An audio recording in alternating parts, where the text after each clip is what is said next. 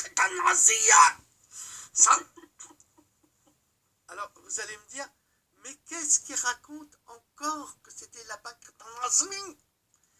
Alors, je vais en profiter pour vous lire une citation qui a été rappelée par le Canard enchaîné, une citation d'un grand escogriffe qui est notre premier sinistre. Alors, à l'origine, on se disait, ouais, bon, il n'a pas l'air si méchant que ça. Non, non, il n'est pas méchant. C'est pire que ça. Alors, je vais vous donner la citation, elle est vérifiée, elle est commentée. Alors, il déclare, hein, c'est Jean Castex. Avec lui, c'est un vrai Castex. Premier ministre, le 7 octobre 2020, c'est-à-dire il y a 3 jours.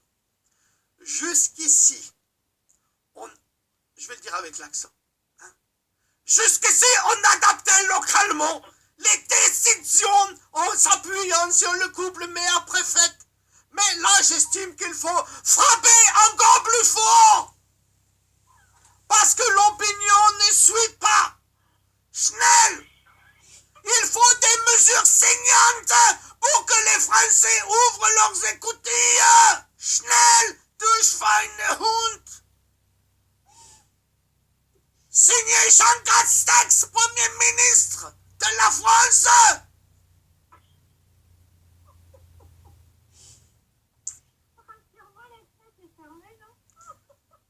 Yes. Foutre dans un asile, tout de suite. Il y a encore des folles qui vont me dire, arrêtez de hurler. Ta gueule.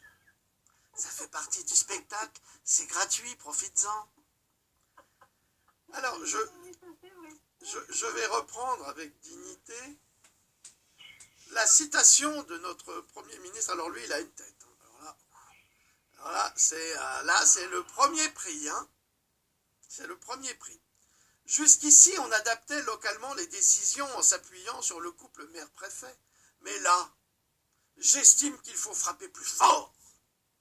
Parce que l'opinion ne suit pas. Il faut des mesures saignantes pour que les Français ouvrent leurs écoutilles. Alors déjà, le langage, il faut frapper plus fort. Ça veut dire que tout le travail qu'on a fait auparavant, de manipulation, de crétinerie avancée, eh bien, tout ce travail n'a pas suffi. Donc il faut qu'on continue. Là, il continue, il est très fort. Il faut qu'on continue à être encore plus con. Plus con, plus méchant et plus nazi. Yeah. Ensuite, il affirme, parce que l'opinion ne suit pas. Bande de connards de Français, le jour où vous commencerez à écouter toutes les conneries qu'on vous dit et à les prendre pour des vérités, nous serons heureux. Vous, non, mais nous serons heureux. Donc, comme il n'est pas heureux, Jean Castex, eh bien, il veut se rendre heureux, et pour se rendre heureux, eh bien, il déclare, il faut des mesures saignantes. Alors, ça veut dire quoi? Ça veut dire que on va faire un couvre-feu, on va balancer les chars dans la rue, et on va tirer sur les civils désarmés, comme on faisait en 1870, comme on a fait avec la Commune. C'est ça que tu veux, le Premier ministre? C'est ça la dignité d'un homme politique qui est censé représenter le peuple? Moi, je ne crois pas. Mais c'est ce qu'il veut. Il faut des mesures saignantes pour que les Français ouvrent leurs écoutilles. Alors, bon, là, il y a une faute de... ouvrent leurs écoutilles. Alors, qu'est-ce que ça veut dire, ça aussi? Ça veut dire qu'en fait, les Français sont vraiment des cons. C'est ce qu'il dit. Ben oui, il faut des mesures saignantes pour que les Français ouvrent leurs écoutilles. Quand tu fais obéir un chien, il y a 2 méthodes. La première méthode, c'est le biscuit. C'est donner ordre, tu reçois récompense. Je donne ordre, tu reçois récompense. Ou, comme faisaient les nazis, je donne ordre, tu réponds pas, je tue, tout de suite, toi, ta famille et tout le monde. On est vraiment dans un 4e Reich. Et là, vous avez cette citation. Alors, après, ils peuvent inventer ce qu'ils veulent, hein, mais ce qui est dit est dit. Ça me rappelle une blague. Non, je peux pas faire comme Billard. Mais ça me rappelle une blague. Ce qui est dit est dit. Peut-être un jour je ferai les blagues, parce que si je me mets à faire des blagues, là, c'est pas bon, ça n'ira pas. Ça n'ira pas. Ça n'ira pas. Donc, vous avez là un exemple parfait de la politique de Macron. C'est pas une politique, ça, c'est une dictature. Alors vous allez dire, mais non, on n'est pas une dictature, regardez, vous pouvez faire... Jusqu'à quand? Vous avez bien vu, Alexis Cossette, terminé. Ils ont supprimé ces vidéos. Bon, parlez pas de trop tard, il y a toutes ces vidéos, on ne parlait pas de crève-cœur, on le voit toujours. Donc ils ne sont pas supprimés, ceux-là, ils sont toujours présents, évidemment. Ils ont bien trop d'influence pour être... d'influence politique, pour être supprimés, parce qu'ils servent le pouvoir, évidemment. Donc ça, c'est un exemple très clair de la politique actuelle. Alors, je ne sais pas si on va accepter encore longtemps. Et moi, je ne vous demande pas de sortir dans la rue. Hein. C'est pas ça, ça sert à rien. Hein. Sortir dans la rue, c'est leur prouver qu'ils ont encore la chance d'exprimer leur violence à travers nos impôts, c'est-à-dire à travers des hommes en armes et des chars, des gaz toxiques, comme on utilisait en 14-18. Ben oui. Ah ben, vous ne savez pas dans quel état sont les gilets jaunes qui ont été gazés. Hein. Moi, je vous l'ai expliqué. J'ai publié cela. J'avais dit, faites attention, surtout pas de femmes enceintes dans les manifs à cause des gaz. Donc, ils sont capables du pire. Donc, si vous restez chez vous, si vous n'allez plus consommer, si vous ne mettez plus vos enfants à l'école, restez chez vous. Vous faites de la résistance passive, civile. Et regardez plus la télé, surtout, parce que ne leur donnez pas ce plaisir. Parce que là, j'ai écouté RTL sur cette citation, mais c'est vraiment c'est vraiment des discussions de bistrot, puis les gens écoutent ça comme si ces gens-là avaient la science infuse, mais des crétins, des abrutis qui connaissent rien. C'est monstrueux. D'ailleurs, il y a quand même une chose qui est incroyable, c'est qu'on fait payer aux restaurateurs et aux bistrotiers un prix très cher, c'est-à-dire leur ruine, alors que les supermarchés, eux, qui enregistrent bien plus de fréquentation, ils ne ferment pas, eux, ils sont pleins. Pourquoi c'est pas fermé? Mais parce que les actionnaires des supermarchés sont les mêmes qui s'occupent également de cette pandémie et de diriger ces gouvernements incompétents. Je dis rien, mais je vous le signale, c'est tout. Hein? Commentaire, Dame Leloup? Non, il n'y a pas de commentaire. Non. Ok, au revoir.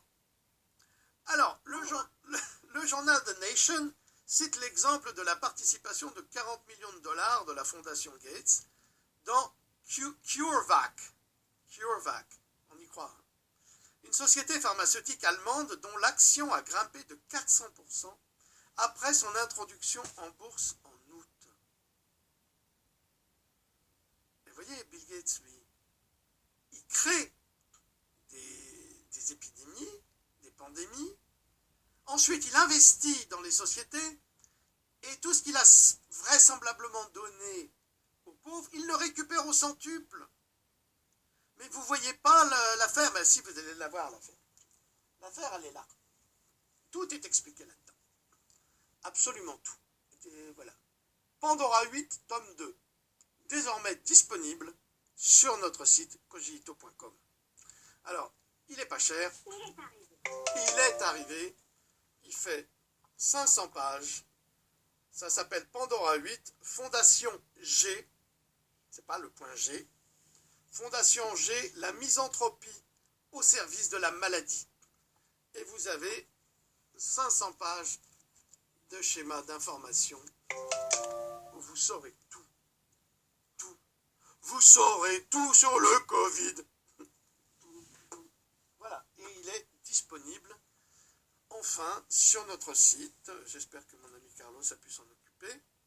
Mais sinon, vous le signalez, vous dites je veux le numéro 2. Voilà. Il y a une personne qui m'avait commandé le numéro 2 et on a mélangé les papiers. Elle l'avait commandé il y a 10 faudrait qu'elle me contacte sur cogito, contact@cogito.com, qu'elle me rappelle. Parce que là, on a beaucoup de problèmes avec les adresses, c'est compliqué. Voilà, tout ça pour vous dire que si vous avez besoin d'informations pour comprendre ce qui se passe avec le Covid, c'est le deuxième volume, ainsi que le premier, de Pandora 8, où vous aurez toutes les informations possibles, disponibles, en détail, avec les liens. C'est pas de la spéculation, ça. Ça, c'est de la recherche. Et tout ce qui est dit dedans est vérifié et vérifiable. Et c'est là que vous apercevrez que cet infâme personnage est un criminel de l'humanité qui devrait être jugé comme dans un tribunal de Nuremberg, la même chose. Mais lui n'est pas seul. Georges Soros aussi, tous les hommes politiques complices, tous les présidents, tous les ministres de la Santé, Madame Buzyn aussi également, devraient l'être. Hein, pour son comportement honteux. Et en plus là, elle a reçu des nominations. Non mais c'est un scandale ce pays. C'est un scandale. C'est un scandale. Et nous, on s'insurge, on se bat, on risque notre vie pour vous informer. Et les gens continuent à sortir dans la rue avec des masques alors qu'il n'y a aucune loi qui les force à sortir dans la rue avec des masques. Mais arrêtez d'être des imbéciles. Arrêtez d'être des abrutis. Arrêtez d'écouter. Laissez ouverts vos boutiques, ils sont en train de vous ruiner. Vous croyez qu'ils vont vous faire des abattements fiscaux? Vous croyez qu'un bistrot, parce qu'on va lui donner 1 500 € par mois, ça va couvrir ses frais de fonctionnement, ses frais de location? Vous croyez ça? Mais ils sont ruinés, les gars. Il n'y a que les personnes qui ont d'énormes cafés, qui travaillent je ne sais pas combien par jour, qui peuvent s'en sortir. Mais tous les autres ne peuvent pas. C'est pas possible. Donc, ils sont en train de détruire l'économie. Pourquoi? Pour soumettre les gens. Nous avons un gouvernement de traître à la nation. Je ne sais pas ce qu'attend l'armée. Nous savons tout sur le Covid. Nous savons tout. Nous avons les chiffres, nous avons les statistiques. Nous savons que ce n'est même pas plus dangereux qu'une grippe. Et là, tout le monde, là, avec ses masques. Et à la télé, pourquoi ils ne portent pas de masque? Ils sont ensemble, là, ils se rencontrent et ils n'ont pas de masque. Pourquoi? Eux, ils ne sont pas contaminés. Hein. Non, c'est toi qui es contaminé. Et l'autre imbécile en Belgique, là, oui, alors maintenant, on va recevoir les gens chez soi avec le masque. Attends, une fois, là, tu veux me visiter, mais tu vas mettre le masque. Hein? Et puis, c'est charmant de se donner un coup de coude ou un coup de pied. Ah, c'est formidable. Vive la Belgique libre. Tu pourrais se donner un petit coup de cul aussi. Et pourquoi pas un petit coup de bite? Hein? Y a pas de raison. On passe par derrière, c'est sans les mains. Hein? On met pas la bouche. C'est bon? Y a pas de raison. D'ailleurs, les clubs échangistes, ils sont pas fermés. Pourquoi? T'as les bars qui sont fermés, mais les clubs échangistes sont pas fermés. Ah bah non, parce que là-bas, on paye en liquide. C'est normal. C'est normal. Donc tout ça, c'est pour vous montrer les aberrations que nous devons subir de la part de tous ces monstres. Bon, pour Gates, là, dans cet article que vous trouverez sur cogito.com, vous avez plein d'informations. Vous irez jeter un coup d'œil sur notre site. Là, ils ne peuvent pas le censurer.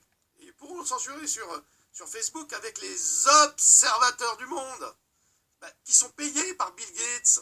Qui sont payés. D'ailleurs, vous apprendrez dans cet article quelque chose de très intéressant, c'est que Bill Gates, il paye des gens pour faire de la rédaction. Il les paye. Et pour les publier dans les journaux qu'il a achetés. Et ensuite, vous vous dites, mais non, c'est Jean Drocq, le complotiste. Je vais t'en mettre, moi, du Jean Drocq, le complotiste. Le voilà, le bras d'honneur. Hein? Voilà. Bon, allez, on a fini, Loulou. Tu dis au revoir et on s'en va. On a des choses à faire. Au revoir. Oui, je suis sur le site Cogito, moi, il y a Pandora 8, volume 1, le 2 n'est pas encore là. Je pense que Carlos va s'en occuper, par contre. Je vais lui dire. Oui. Allez. Alors voilà. Allez, salut la compagnie. Ça nous a fait plaisir. Au revoir. À très vite. À très vite.